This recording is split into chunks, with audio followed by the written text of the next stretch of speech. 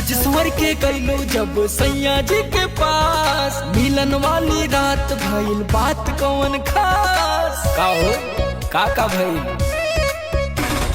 सज स्वर के गईलो जब सैया जी के पास, मिलन वाली रात भइल बात कौन खास। दैया में लुट गई कोठरिया में जाई के, दैया में लुट गई कोठरिया में जाई के, राजा रस लूट लियो रे।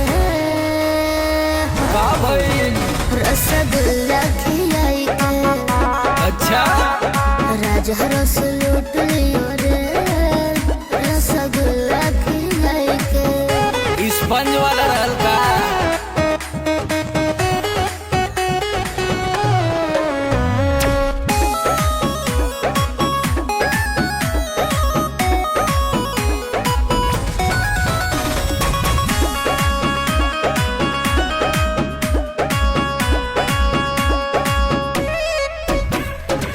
गोट गोट पी गइल दूध के गिलास रे, तोहरो मीठा वाले होई पियास रे। गोट गोट पी गइल दूध के गिलास रे, तोहरो मीठा वाले होई पियास रे।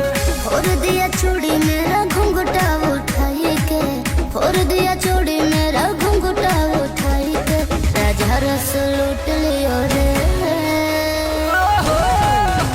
रसगुल्ला खिलाई के, हरे राजा रस लूट लियो रे, रसगुल्ला खिलाई के। अरे तब तो तारो के मजा आई होई।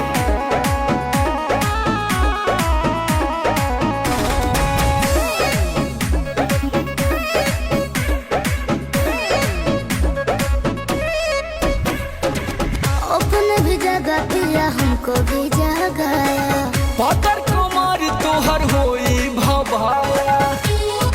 रात जगा हो गइल का? हाँ अपने भी जगह पिया हमको भी जगाया, पातर कुमार तोहर होई भभाया। दिल खुश कैले समर को रसोताई के, धन हो गनी नितिन लौकी के पाई के, राजा रस लूट लियो रे। हाय हाय हाय हाय रसगुल्ला खिलाई के, हरे राजा रस लूट लियो रे, रसगुल्ला खिलाई के। अरे सिरवा में से उठाई के दे दल का हो।